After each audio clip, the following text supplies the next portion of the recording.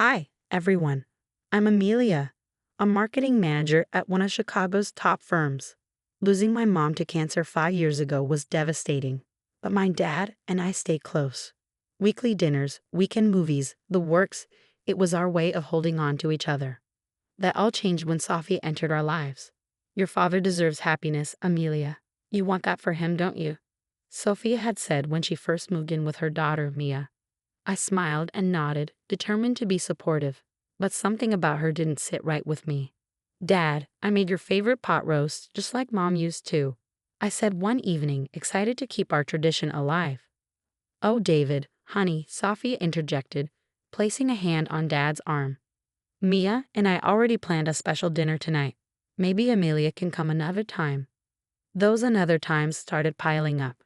First, it was canceled dinners. Then family game nights became exclusive. Just Sophia, Mia, Dad, and Mia's new boyfriend.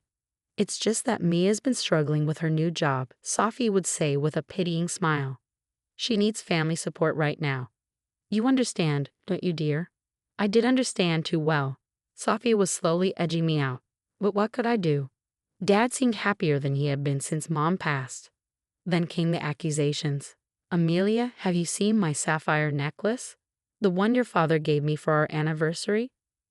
No, Sophia, I haven't been in your room. Ammon, she said, her tone laced with suspicion. It's just that things seem to go missing when you visit. Dad's expression shifted.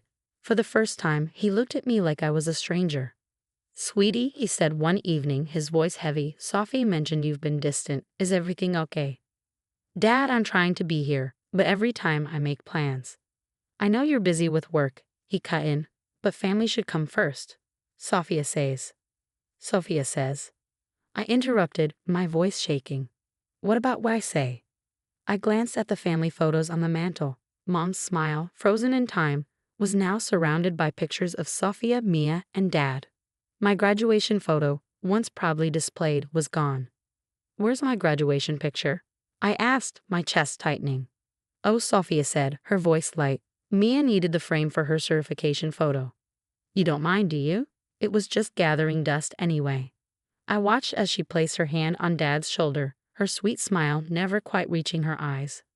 On the couch, Mia smirked, texting away on her phone. You know, Amelia, Sophia said, her voice dripping with fake concern, maybe you should talk to someone. All this hostility, it's not healthy. Dad's worried about you. Princess, Dad added softly, his gaze filled with doubt. I'm worried too. You're not the same lately. I left that night feeling like a stranger in my own family. The missing photos, Sophia's disappearing jewelry, the carefully orchestrated exclusions. They felt like pieces of a puzzle I couldn't quite solve. But I would.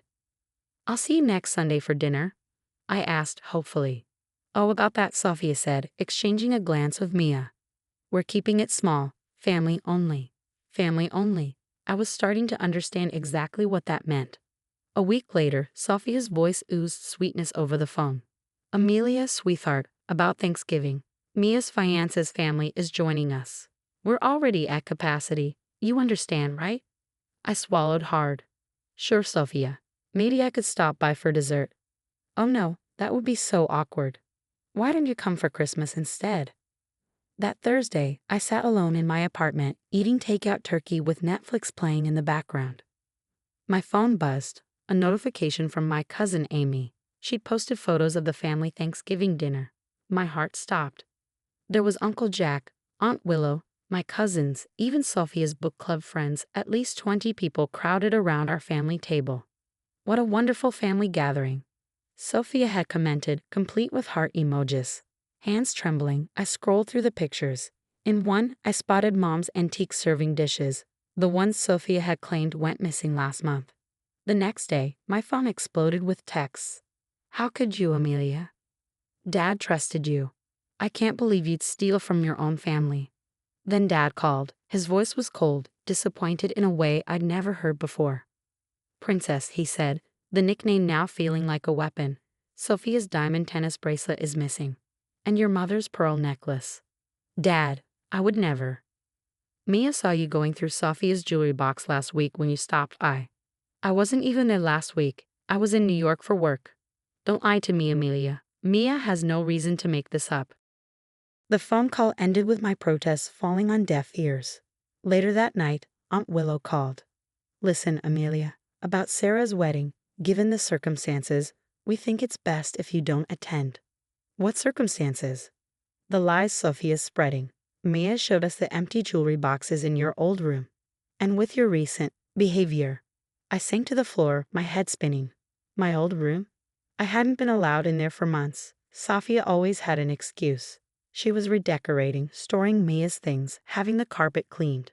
My phone pinged again. A family group chat message from Sophia. Despite everything, we're willing to forgive Amelia if she returns the items and gets help. We're still family. Replies poured in. So generous of you, Sophia. Amelia needs professional help. I always knew something was off since her mom died. Then Mia chimed in. Mom's so upset. She can't sleep. Amelia, how could you do this to her after she's tried so hard to be a mother to you?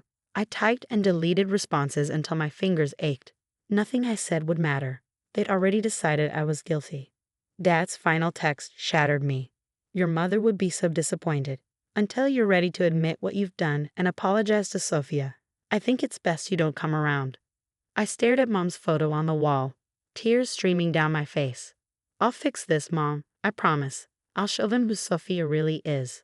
But I needed proof, and I knew exactly where to start. How much do you charge? I asked the private investigator, sliding Sophia's photo across his desk. $3,000 upfront, Miss Amelia, but I guarantee results. 3 weeks later, James, the PI, handed me a thick folder. Your stepmother's been busy, he said grimly. Inside were insurance claims for stolen jewelry during her last marriage, police reports, and screenshots of her online activity. 3 separate claims, James explained. And her ex-husband caught her gambling away their savings. She accused his kids of theft too. I flicked through the evidence until my breath caught.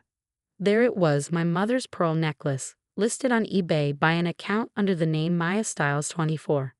Alongside it were several other pieces matching the descriptions of our stolen family jewelry. My hands trembled as I dialed a number from James's report. Hello. Sarah? You don't know me, but Sophia was your stepmom too. Silence, then a deep sigh. Amelia. God, I was hoping you'd call. She did the same thing to me and my brother, stealing, accusing us of lies, turning our dad against us. How did it end? I asked, my voice shaking. Dad finally caught her at the casino, down $50,000. Everything unraveled after that. That evening, I noticed something off in my apartment. Picture frames had been moved. Dresser drawers were slightly ajar. The security company came the next day. Where do you want the cameras, Miss Amelia? Living room, bedroom, and especially near my jewelry box.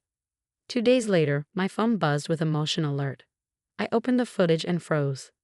Mia was in my apartment using a spare key to plant something in my sock drawer. Mom, I did it. Mia's voice came through clearly on the recording. The bracelet is in her drawer now. Perfect, sweetie, Sophia's voice replied. Amelia won't know what hit her when we find it there. David will never trust her again. But the real goldmine came next. The following weekend, I watched live as Sophia and Mia entered my apartment once again. It's working perfectly, Sophia gloated, dropping more jewelry into my closet. David's completely convinced his precious joy is a kleptomaniac. Once we find these here, he'll probably write her out of his will entirely. You're so smart, Mom. What about the insurance money? Mia asked eagerly. Already filed the claim, Sophia replied, her tone dripping with satisfaction. And once we discover everything here, I'll get double the payoff. The insurance money and David's complete devotion. That pathetic daughter of his will never darken our doorway again. Like with Richard's kids, Mia said, laughing. Exactly. But this time, we've got the online sales figured out better. No paper trail. They didn't notice the tiny red lights of the cameras, too busy congratulating themselves on their perfect plan. I watched them leave, my hands steady as I copied the footage onto a USB drive. Game over, Sophia, I whispered, dialing James's number. It's time to show Dad who his wife really is. My heart ached for Dad, knowing how much this would hurt him. But as I stared at Mom's photo, I knew she'd want the truth to come out. Sophia's reign of terror was about to end, and this time I had proof. Christmas Eve arrived, the perfect moment to set things right. Everyone was gathered at Dad's house, including Sophia's book club friends, the same people who'd been so quick to judge me. I waited until dinner was served before making my move. "Why isn't Amelia here?" Uncle Jack asked, frowning. "It's not right. Family should be together." Well, Sophia began, putting on her usual performance, complete with fake tears. After what the TV suddenly flickered to life, cutting her off mid-sentence. The footage showed Mia sneaking into my apartment, planting jewelry in my sock drawer. "What is this?" Dad stood, his face pale. "Your wife's master plan," I said, stepping out from the kitchen. "Keep watching." Sophia's voice filled the room, bragging about insurance scams and inheritance schemes. Mia's face turned ghost white. Her fiancé Mark stared at her in disbelief. "You used me to lie about Amelia?" Mark threw his napkin onto the table. "The engagement's off. And there's more," I announced, passing out copies of James' report. 7 insurance claims for stolen jewelry in 3 years. Gambling debts at 4 casinos. And oh look, your ex-husband's children sued you for defamation. "It's all lies," Sophia shrieked. But then her phone rang. The color drained from her face as she listened. "Mrs. Harrison," the voice on the other end said, loud enough for the room to hear. "This is Investigator Martinez from Colonial Insurance. We've flagged some concerning patterns." As if on cue, 2 men in suits appeared at the front door. "Sophia Miller," one of them asked, "about your casino markers. You told me you quit gambling." Dad's voice shook with anger. "David, I can explain," Sophia pleaded. "Like you explained my daughter stealing from us." His voice turned ice cold. "While you and Mia were selling my late wife's jewelry online. Get out. Both of you." "You can't throw me out. I'm your wife," Sophia protested.